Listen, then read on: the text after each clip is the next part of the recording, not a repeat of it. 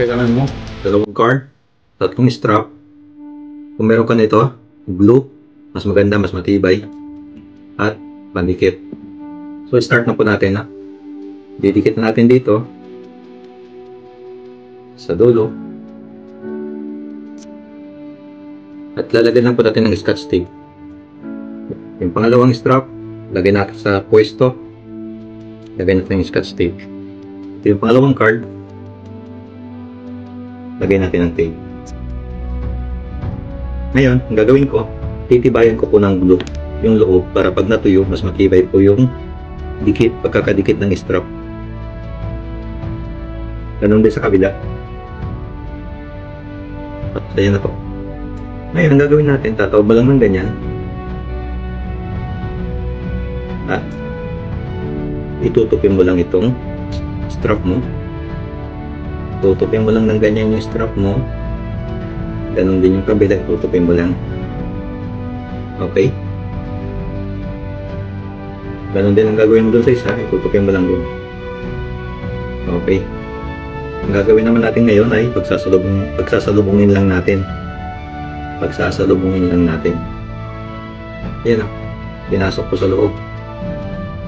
Tataob ulit natin. Sundan nyo lang mabuti ko ha. Tataob lang po ulit natin.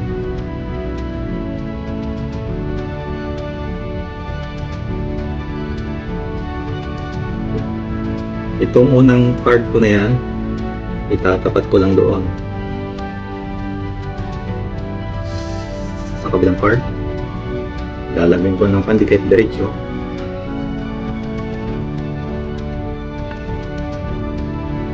Para mas madikit siya, mas matibay. Pantayan lang po natin. Okay lang yan na masikip. Huwag lang malunod. Okay. Palagay ko pantay na. Ngayon, yung strap nitong una, isang card, ganun din ang gagawin mo, ipasok mo doon sa loob. Yung dalawang strap nito, ipasok mo rin sa loob. Kasi yan yung nasa likuran. No? Ikotin ko lang, okay, mali dito. Ngayon, ididikit ko na siya.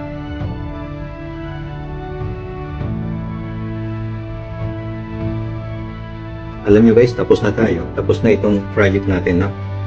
Tapos na itong project natin. Ganito lang kabilis. Ganito lang kadaling gumawa.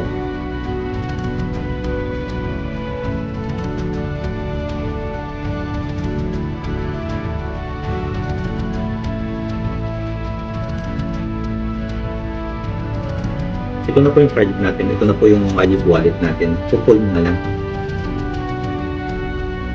Ayun, kabila na yung bukas niya. Sarado, buksan mo doon. Sarado mo, buksan mo doon. So, okay na po yung magic wallet natin. Gawa na po. Ito yung magiging likod natin, no?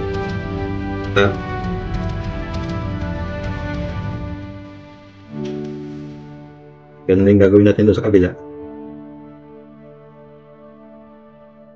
Lalagay lang natin itong takip sa likuran. Naganda ko lang yung likod. Yan na po yung magic card natin. Ayan. Ito yung loob. Ito yung labas. Ang ganda na. Ito yung loob. Ayan. So, ganito yung magic niya. Bawa ito yung pera mo. Lagay mo lang dyan. O, lagay mo yung pera mo dyan. Papasok yan sa loob. Ayan yung pera mo. Pag nasa loob na yan, di ba nasa isang line siya? Lilipat yan doon sa kadalawang line. Itong pera mo. Ayan yung dalawang line. Ito yung pera mo. Nawala doon sa isang line. Di ba ang ganda, ang bilis. Napakadaling gawin. Ayan. So gumawa na kayo guys. Napakadali lang nito. Napakasimpleng gawin. Basic na basic. Kahit bata, kayang-kaya niyang gawin. Kaysa bibili kayo sa Amazon, napakamahal.